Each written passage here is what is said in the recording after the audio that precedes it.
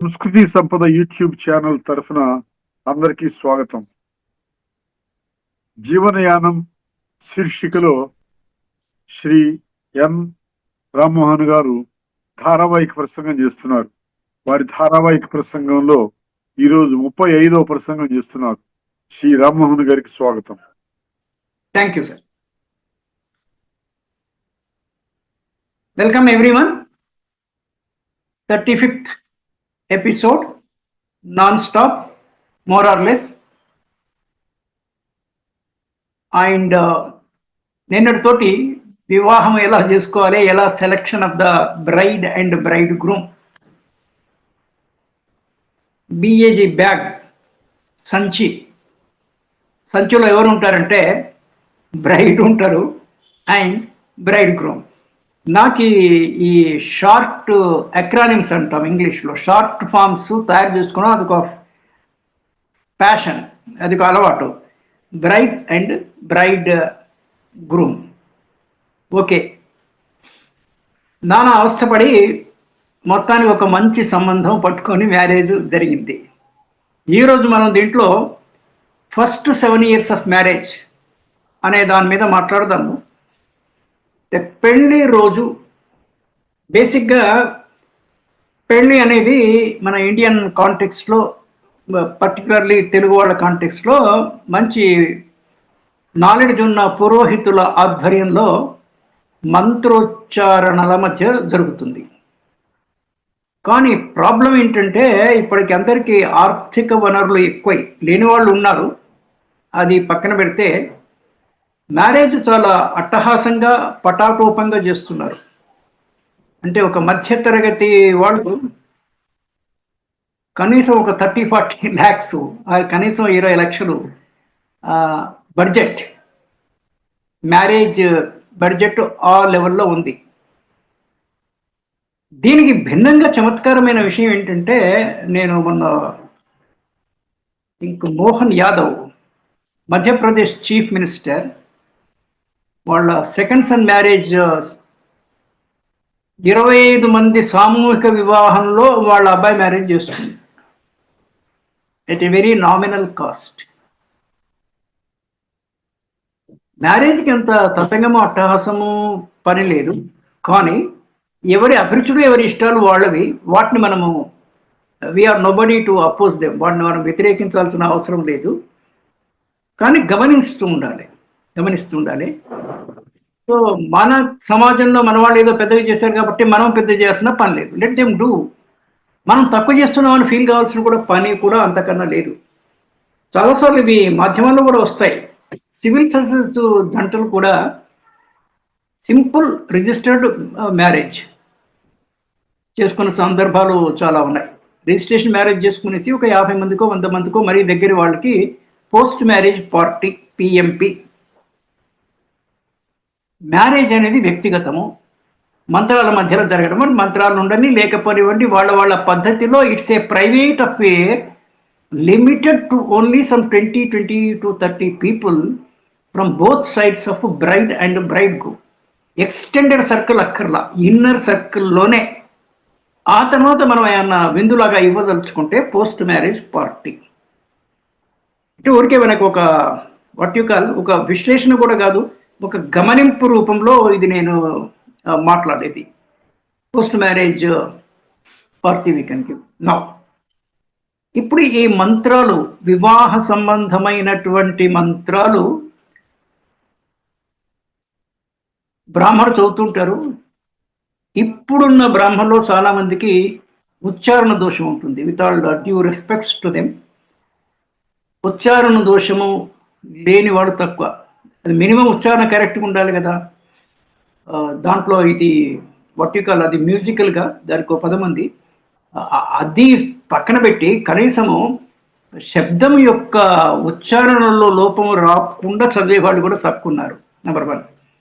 చదివేవాళ్ళు కూడా కొంతమంది ఉన్నారు, డెఫినెట్గా కరెక్ట్గా పర్ఫెక్ట్గా చదివేవాళ్ళు. మరి ఆ అర్థము ఈ బ్రైడ్కి, బ్రైడ్ గ్రూమ్కి, పెళ్లి కూతురికి, పెళ్లి కొడుకు తెలియాల్సిన అవసరం ఉందా లేదా? ఇదేవారు పట్టించుకోరే. పౌరోహితులకు ఇచ్చే దక్షిణ భూరి కానీ మధ్యమంగా కానీ ఏదో ఒకటి ఇస్తున్నారో అది వేరే సంగతి. కానీ ఆ మంత్రాల యొక్క భావము తాత్పర్యం ఏంటి, వీళ్ళు వైవాహిక జీవితాన్ని ఎలా గడపాలి జీవితాంతము అనేటువంటి బోధ దాంట్లో ఉంది. దానికి వచన రూపమైన ట్రాన్స్లేషన్ టెక్స్ట్ ఉందో లేదో నాకు తెలీదు, టు బి హానెస్ట్. ఒకవేళ అది ఉంటే వాళ్ళకి ఒక రోజు ఒక 1 వీక్ ముందు వాళ్ళకి చెరో కాపీ ఇచ్చేసి ఇది చదువుకోండి అని అట్లా. ఇప్పుడు ప్రధానికి కన్సల్టెంట్ అంటాము, పురోహితులు కూడా కన్సల్టెంట్సే ఇనేవే. వాళ్ళు ఏమైనా చెప్తున్నారా తల్లిదండ్రులకి? పెళ్లి కూతురు పెళ్లి తండ్రికి చెప్పడం కానీ, ఆ టెక్స్ట్ ఆ మంత్రం బుక్ లేకపోతే దాని వచనం టెక్స్ట్ ఏమైనా ఇస్తున్నారా? అది లేదు. నెంబర్ 1.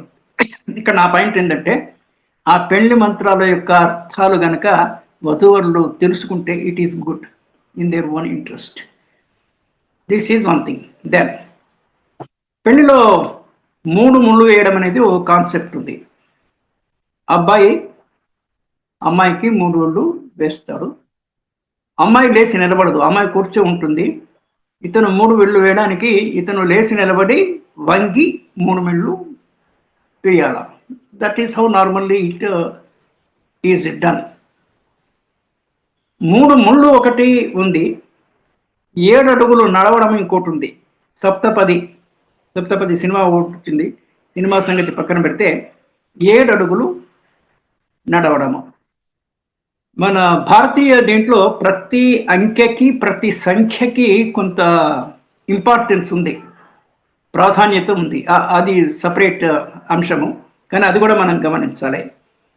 సరే, ఎందుకో కానీ 3 ముళ్ళు వేస్తారు. 3 అంకెకి చాలా ప్రత్యేకత ఎట్లా ఉందంటే, కోర్టులో కూడా ఎవరన్నా విట్నెస్ చెప్పేవాళ్ళు ఇది వచ్చేటప్పుడు ఆ బండ్రవుతూ 1 బార్ 2 బార్ 3 బార్ అంటాడు. 3వసారి దాకపోతే అక్కడికి ఆ వ్యాజ్యం ఆ రోజుకి మళ్ళీ పోస్ట్ పోన్ ఆర్ సంథింగ్.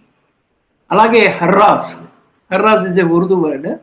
వేలం పాటలో ఆప్షన్స్లో పాట పెంచుతున్నప్పుడు 1 బార్ 1వసారి 2వసారి అంటారు.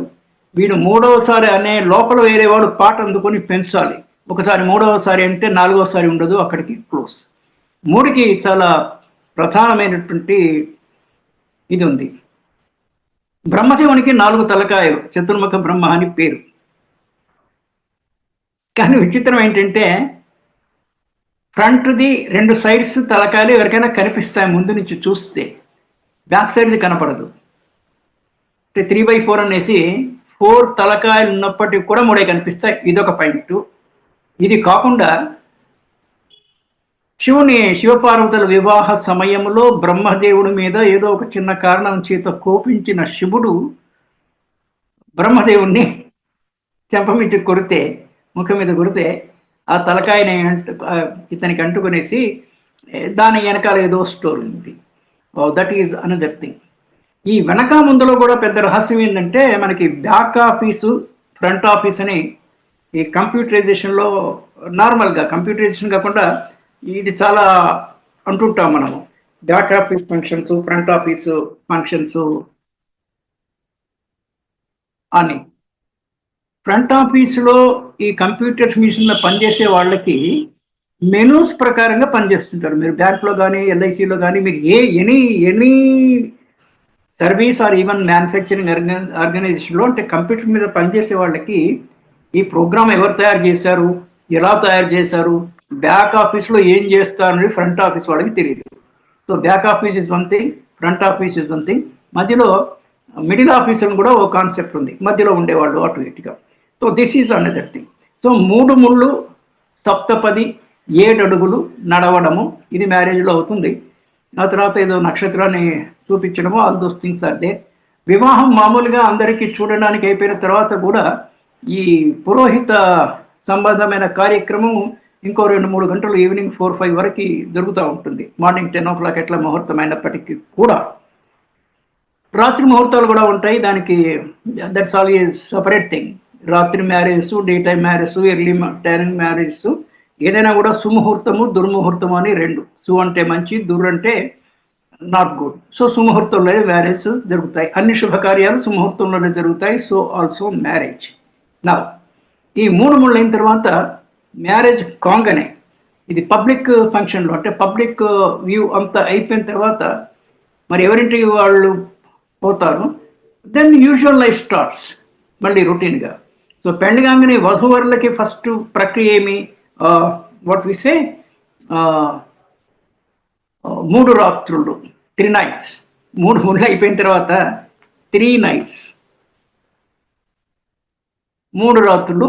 3 రాత్రులు వాళ్ళు ఎక్కడికి బయటికి వెళ్లకుండా దే స్టార్ట్. అని ఇంగ్లీష్లో విసే నప్షియల్ ఫంక్షన్, NUPTIAL, అంటే లైంగిక సంబంధంతో ముడిపడము. ఇక్కడేమో ముళ్ళు, ఇక్కడేమో నార్మల్ లైంగిక విధియుక్త ధర్మయుక్త లైంగిక సంబంధము. అంటే దీన్ని బట్టి ఇంతకుముందు వధువు కానీ వరుడు కానీ వివాహపూర్వ ఇతర వ్యక్తులతోని లైంగిక సంబంధము ఉండరాదు అనేది ఒక అండర్స్టాండింగ్, నియమము, ఒక what we say it's a matter of character, principle or whatever. అది ఎవరు ఎంతవరకు గమనిస్తున్నారు అంటే పాటిస్తున్నారు అనేది ఒక విషయం. ఇద్దరిట్లో ఒకళ్ళు పాటించకపోయినా, ఉభయలు పాటించకపోవడం ఒక కేసు, ఒకళ్ళు పాటించకపోవడం ఇంకొక కేసు. అలాంటి వాళ్ళు ఉన్నారా లేదా ఆ విచికిత్సలోకి నేను వెళ్ళట్లేదు, కానీ ఇద్దరు పాటించకూడదు అన్న విషయమే నేను ఉద్ఘాటన, పునరుద్ఘాటన. సరే, 3 nights అయిపోయింది. Then what next? ఇంత లోపల వీళ్ళ పెళ్లి కోసం వారం రోజులు, 15 రోజులు, నెల రోజులు, ఆ తర్వాత విదేశాల్లో ఉంటే పెళ్లి కోసం సెలవు పెట్టి ఇక్కడికి వచ్చి పెళ్లి చేసుకుని మళ్ళీ అమ్మాయిని తీసుకెళ్ళడానికి రిజిస్టర్డ్ మ్యారేజ్ చేసుకుంటారు. అంటే అమ్మాయి ఇక్కడ ఉంది, అబ్బాయి ఇక్కడ ఉద్యోగం చేస్తున్నాడు, వచ్చాడు, సెలవు పెట్టిపోయాడు, మళ్ళీ ఈమెను కూడా తీసుకెళ్ళాలంటే there are certain formalities with respect to obtaining visa, a proof that. అందుకే రిజిస్ట్రేషన్ చేసుకుంటారు, మ్యారేజ్ రిజిస్ట్రేషన్. పర్టికులర్లీ వాళ్ళకి అవసరము, ఎవరైనా చేసుకోవడం మంచిదే as a evidence or proof for whatever purpose. So ఇది అయిన తర్వాత వీసాలో ఇంకోటి ఇంగ్లీష్లో నీ అని, అంటే వివాహపూర్వం నేము. వివాహం అయిన తర్వాత మన దగ్గర ఇంకొక ఆనవాయితీ ఏముంటుందంటే అమ్మాయి పేరుకి సఫిక్స్, ముందు వస్తే ప్రిఫిక్స్, తర్వాత వస్తే సఫిక్స్. ఎగ్జాంపుల్గా అరుణ అని పేరు ఉంది. మ్యారేజ్ అయిన తర్వాత ప్రసాద్తో మ్యారేజ్ అయితే విసి అరుణా ప్రసాద్. ముందు తమిళనాడులో పెళ్లి కాక ముందు అమ్మాయిలకి ఫాదర్ నేమే యాడ్ చేయడం, to extent I know, father నేమ్తో ఉంటుంది. అంటే రామ్మూర్తి గారు అమ్మ అయితే అరుణ రామ్మూర్తి, పెళ్ళి అయిపోయిన తర్వాత ప్రసాద్తో పెళ్ళి అయితే అరుణ రామ్మూర్తి తీసేసి రామ్మూర్తి తీసేసి విసే Aruna Prasad. That is another aspect. ఈ పాయింట్ వచ్చింది కాబట్టి ఈ మ్యారేజ్లో భర్త పేరు రావడము అంటే ఇది రావాల్సిన అవసరం ఉందా లేదా అంటే ఇట్ డిపెండ్స్ ఇండివిజువల్స్ చాయిస్. కేవలం అరుణాన్ని అనొచ్చు, not necessary to ads husband name. Add చేస్తే తప్పేం లేదు, it's a good of it, nothing, absolutely nothing wrong. నాకు ఇక్కడ ఒక పాయింట్ షేర్ చేసుకునేది ఏంటంటే పిల్లలు పుట్టినప్పుడు నార్మల్గా వాళ్ళకి సన్ ఆఫ్ అని తండ్రి పేరు పెడతారు, అబ్బాయికి కానీ అమ్మాయికి కానీ. పాయింట్ ఏమంటే ఇద్దరు కూడా కారణం కదా ఆ పిల్లలు పుట్టడానికి. అండ్ మోర్సో తల్లి గర్భంలో నుంచి వస్తారు కదా, తల్లి గర్భంలో నుంచి తండ్రి లేకుండా రాలేరు కదా, దట్ ఈజ్ ఆల్సో దేర్.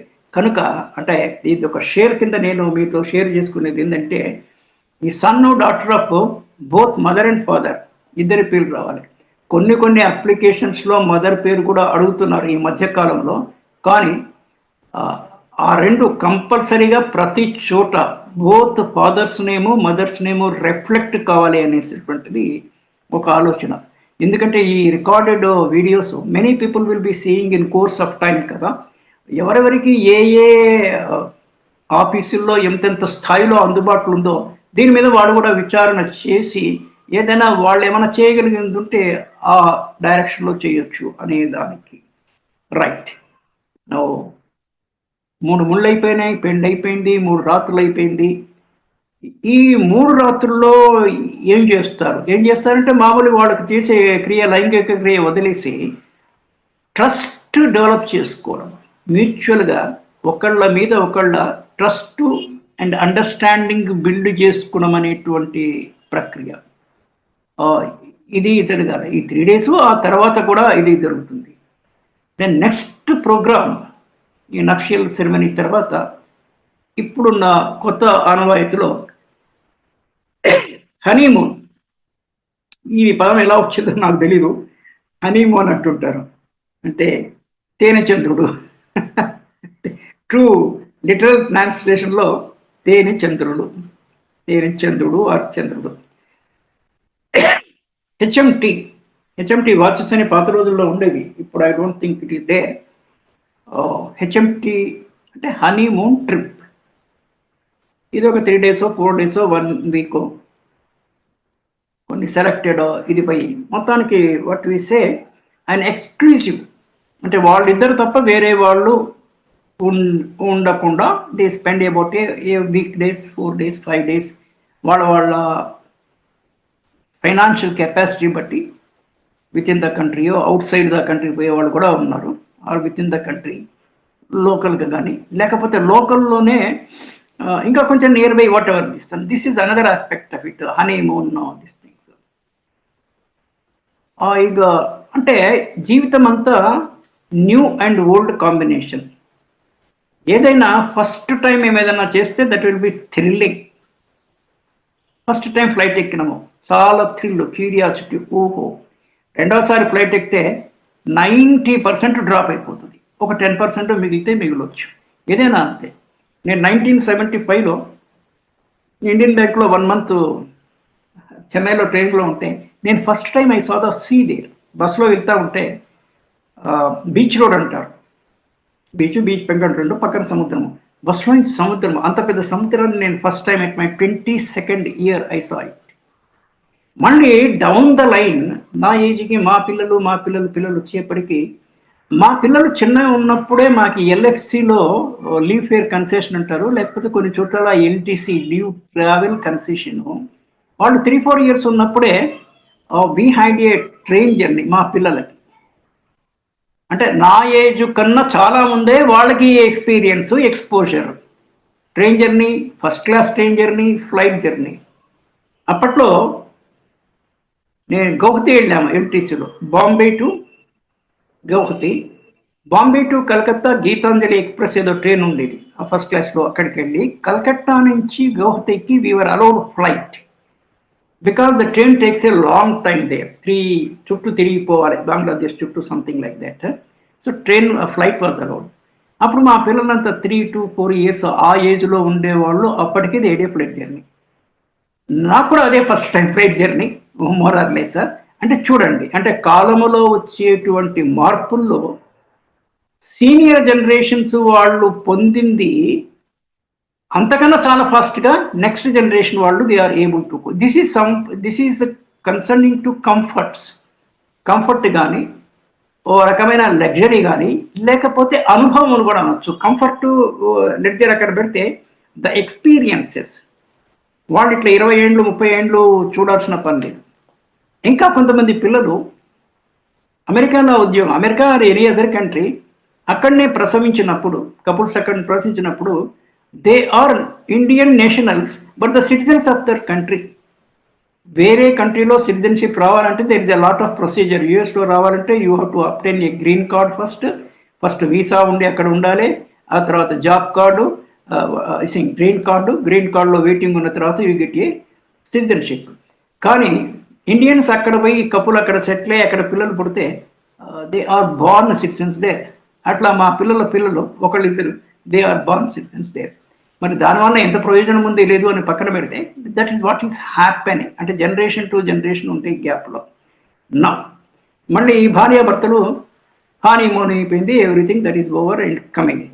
ఇక్కడ ఈ కపుల్స్లో కొన్ని రకాల కపుల్స్ ఉన్నారు. Both are one. కొంతమంది ఇద్దరిట్లో ఒకళ్ళే, కొన్ని ఇద్దరు కూడా. ఎడ్యుకేషన్ పరంగా అంటే ఇప్పుడు గర్ల్స్ కూడా క్వైట్ ఎడ్యుకేటెడే, కానీ అబ్బాయి ఎడ్యుకేషన్ ఎక్కువ ఉందా అమ్మాయి ఎడ్యుకేషన్ ఎక్కువ ఉందా అనేది పాయింట్. జనరల్గా అబ్బాయి ఎడ్యుకేషన్ ఎక్కువ ఉంటుంది లేదా సమానంగా ఉంటుంది. రేర్ కేసెస్లో అమ్మాయి ఎడ్యుకేషన్ ఎక్కువ ఉంటుంది. అమ్మాయి ఎడ్యుకేషన్ ఎక్కువ ఉన్నప్పుడు ఓర్చుకునేవాళ్ళు, ఓకే అనుకునే వాళ్ళ హస్బెండ్స్ కొంచెం తక్కువ ఉంటారు. నాకంటే ఈమె ఎక్కువ ఎట్లా అనేటువంటి ఇంటర్నల్ అసూయ, ఎక్స్టర్నల్ కాదు. అంటే చాలా థింగ్స్ ఇంటర్నల్ ఎక్స్టర్నల్ రెండు రకాలుగా ఉంటాయి. కొంతమంది వాళ్ళు తక్కువ చదువు ఉన్న, అంటే చదువుకి ఇంటెలిజెన్స్ కావాలి. Husband may not be intelligent, డబ్బులు సంపాదించవచ్చు. ఇంటెలిజెన్స్, ఇంటెలెక్ట్, మనీ ఎర్నింగ్ మూడు దేనికదే ఇండిపెండెంట్. ఏమి రాని వాడు కూడా లక్షల కోట్లు సంపాదిస్తున్నారు. బాగా చదువుకున్న వాడికి కూడా ఇంటెలిజెన్స్ లేదు. ఇంటెలిజెన్స్ ఉంది కానీ ఇంటెలెక్ట్ లేదు. తెలివి ఉండాలి చదువుకోవడానికి, కానీ బుద్ధి అడ్డక్కర్లేదు. బుద్ధి దుర్మార్గంలో ఉంటుంది, కానీ తెలివి ఉంది, చదువుకున్నాడు, మంచి ఉద్యోగం. సో కొంతమంది యోగ్యులైన హస్బెండ్స్ అతను చదువుకోకపోయినా కూడా భార్యను చదివించి మ్యారేజ్ అయిన తర్వాత ఇతను అండర్ గ్రాడ్యుయేటే, బట్ వైఫ్ మటు post graduate, and it is okay for the husband. అది చాలా ఔన్నత్యమైనటువంటి విషయం. నేను బస్సులో వెళ్తున్నప్పుడు ముందర సీనియర్ సిటిజన్స్ కొంచెం అదొక వెసులుబాటు, సీట్ దొరుకుతుంది. నేను ఊరికినే ఒక అరగంట అట్లా జర్నీ ఉంటే, 10 నిమిషాలు అట్లా ఉంటే, ఐ పికప్ ద డైలాగ్, అంటే సొసైటీలో ఏం జరుగుతుంది తెలియడానికి. ఒక అమ్మాయి ఏదో పీజీ ఎగ్జామినేషన్ ఏదో రాయడానికి పోతుంది. ఆమె హస్బెండ్ అంటే ఆర్టీసీలో డ్రైవర్ అని చెప్పింది. మరి పెళ్ళైన తర్వాతనే అంటే నేను క్వాలిఫికేషన్స్ అన్ని నేను అడ్వాన్స్ అవుతుంది అనేసి. అంటే that is the level of understanding between the wife and husband.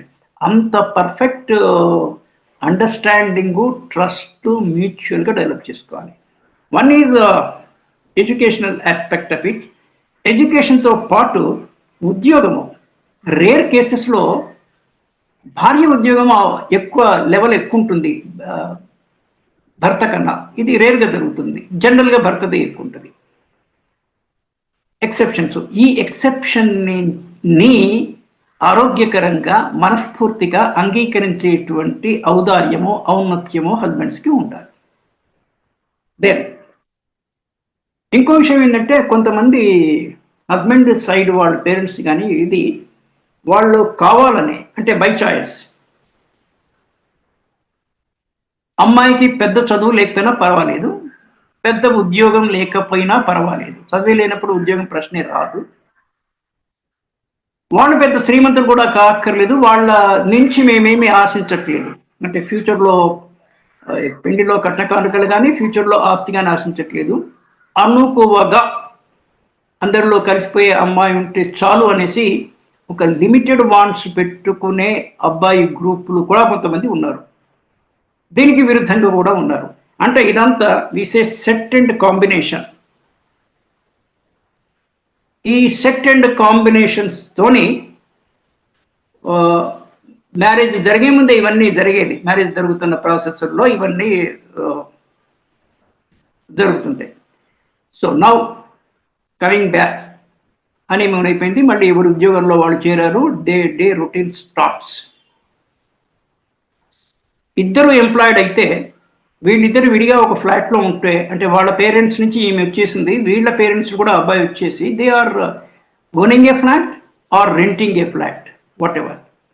ఇక్కడ ఫినాన్షియల్ ఆస్పెక్ట్లో కూడా చూస్తే ఇప్పుడు పర్టికులర్లీ మిడిల్ క్లాస్ ఫ్యామిలీస్లో, even otherwise also, number of children is యావరేజ్గా లిమిటెడే. ఇద్దరికన్నా ఎక్కువ ఉండట్లేదు. Either 2 sons or 2 daughters or 1 son or 1 daughter, 1 daughter and son, అంటే ముందు డాటర్ ముందు son, whatever is the. కొన్ని మూర్ఖపు చింతనలో ఇద్దరు డాక్టర్స్ అయితే సన్ను ఉండాలి అనేసి ఇదొక పిచ్చి. రివర్స్ పిచ్చి కూడా ఉంది. ఇద్దరు కొడుకులు ఉంటే అమ్మాయి లేకపోతే ఎట్లా, కన్యాదానం చాలా ఫలమని వాళ్ళు, అపుత్రస్య గతి నాస్తి అని వీళ్ళు, ఇట్లా they are going for a third issue. కానీ పాత రోజుల్లో 6-7 మంది ఉంటే కుటుంబరావు అనేవాళ్ళు. కుటుంబం ఎక్కువ ఉంటే కుటుంబరావు. ఇప్పుడు ఇద్దరికి మించితేనే కుటుంబరావు అంటారు, 3 ఉంటేనే కుటుంబరావు. నేను కూడా అడుగుతుంటాను, 3-4 ఉంటే ఐసా కైసా అనేసి నేను లోకల్ హిందీలోనో తెలుగులోనో చమత్కారంగా, not to ridicule them. About children or urgent 4 5 that is a different question. కానీ ఎమోషనల్ బర్డన్ ఉంటుంది, ఫినాన్షియల్ బర్డన్ ఎదురుగా ఉంటుంది. కానీ ఫినాన్షియల్ కెపాసిటీ మనం 3-4 సాధగలిగినా కూడా ఎమోషనల్ బర్డన్కి నాన్ ఫైనాన్షియల్ కదా, అది వహించడం అనేది చాలా కష్టపరమైన విషయం. నో, వీళ్ళిద్దరే ఉంటే అమ్మాయి ఉద్యోగం లేదనుకోండి, అబ్బాయి వెళ్తాడు, she has to be alone till he comes in the evening 5-6 వరకు. అంటే I'm just analysing the scenarios. ఇద్దరు జాబ్కి వెళ్ళారండి, ప్రొద్దున లాక్ చేస్తారు. జనరల్గా జరిగేది ఏంటంటే ఈ అబ్బాయి అమ్మాయిని వాళ్ళ ఆఫీస్లో డ్రాప్ చేసి ఈయన వెళ్ళి మళ్ళీ రిటర్న్లో పికప్ చేసుకుంటాడు. ఇలా కొన్ని సందర్భాలు. లేదా ఆమెను ఆ మెట్రో స్టాండ్ దగ్గర, మన హైదరాబాద్లో వీ హ్యావ్ మెట్రో స్టాండ్ గానో బస్ స్టాండ్ దగ్గర డ్రాప్ చేస్తాడు. వచ్చేటప్పుడు she will come on her own, because ఈయన ఎప్పుడు వస్తాడో ఏమో తెలీదు. This is one arrangement. లేదా ఒక 6 months 1 year వరకు వాళ్ళు సఖ్యత పెరిగి, వాళ్ళతో మెచ్యూరిటీ పెరిగి, వాళ్ళని వాళ్ళు మేనేజ్ చేసుకునే వరకు వాళ్ళ పేరెంట్స్ని ఇక్కడ తెచ్చిపెట్టుకోవడమో, లేకపోతే ఈ అబ్బాయి పేరెంట్స్ దగ్గరనో వీళ్ళు ఉండడమో, ఇది ఒక ఆప్షను. ఇది ఇది కూడా జరుగుతుంది. ఇది కొంచెం తక్కువ జరుగుతుంది. ఇప్పుడు ఎవరంతటా వాళ్ళు ఉండడమే అనేది ఎక్కువ ఉంది. కానీ 1 or 2 years normally they go కంబైన్డ్గా, then they will be on their own. This is the thing that is happening. No whatever, నేను టైటిల్ పెట్టిందే first 7 years of married life అని పెట్టాను. మనం ఇంకా 7 years ఎక్కడ, ఇంకా ఇంకా ఫస్ట్ 1 year ఫ్యూ మంత్స్ 7 monthsలో కూడా లేము. నా మ్యారేజ్ అయిన తర్వాత మనం ఇందాక ఇద్దరు పిల్లలు అన్నప్పుడు ఫస్ట్ ఇష్యూ, సెకండ్ ఇష్యూ అంటే గొడవ, పంచాయతీ అనేసి ఒక అర్థం ఉంది. ఇష్యూ అంటే చైల్డ్ బర్త్ అనే దాన్ని కూడా మనం అలా కూడా వాడుతుంటాము. పెళ్ళైనప్పటి నుంచి ఎన్నేళ్ళ లోపల ఫస్ట్ చైల్డ్ బార్న్ అవ్వాలి. It is the mutual understanding between the wife and husband. కొంతమంది let us enjoy for some time, మేము ఒక 3 years 4 years కానీ అని అనుకుంటారు. That is one thing. Ideally maybe ఒక 2-3 years తర్వాత ఇట్స్ ఓకే. అంటే పిల్లలు ఎంత ఎర్లీగా పడితే అంత తొందరగా పెద్దగా అవుతారు. పేరెంట్స్కి వాళ్ళ responsibility, they will be free of their responsibility. వాళ్ళని చదివించి మళ్ళీ వాళ్ళకి ఉద్యోగము, పెళ్లి చేసే లోపల, అంటే వీళ్ళకు 60 years వచ్చే లోపల అవన్నీ ఇచ్చేస్తే they can what you call కొంచెం కంఫర్టబుల్గా ఉండే అవకాశం ఉంది. This is one thing. So first child ఎప్పుడు కలగాల అంటే మ్యారేజ్ అయిన సేమ్ ఇయరా, సెకండ్ ఇయరా, థర్డ్ ఇయరా? ఇక్కడ మనకి సమాజంలో మనం మన కోసమే కాకుండా సమాజం కూడా బతుకుతుంటాము. చాలా మంది మ్యారేజ్ 2 years అయిందండి, ఇంకా అమ్మాయి ప్రెగ్నెంటే కాలేదు అనేసి వాట్ యూ కాల్ ఒక రకమైన వ్యంగ్యము, పరిహాసం, లేకపోతే ఎత్తి పొడుపు మాటలు ఇవన్నీ కూడా ఉంటుంటాయి. అవి మనం పట్టించుకోకపోయినా కూడా the ideal time is that ఒక 2-3 years మీరు ఎంజాయ్ చేసినా కూడా మీ both of you at least third ఇయర్లో you should have your first baby. We will stop here. First baby నుంచి we will pick up tomorrow and continue. Thank you. జీవనయానం శీర్షికలో శ్రీ రామ్మోహన్ గారు ధారావాహిక ప్రసంగం చేసినందుకు ధన్యవాదాలు. Thank you.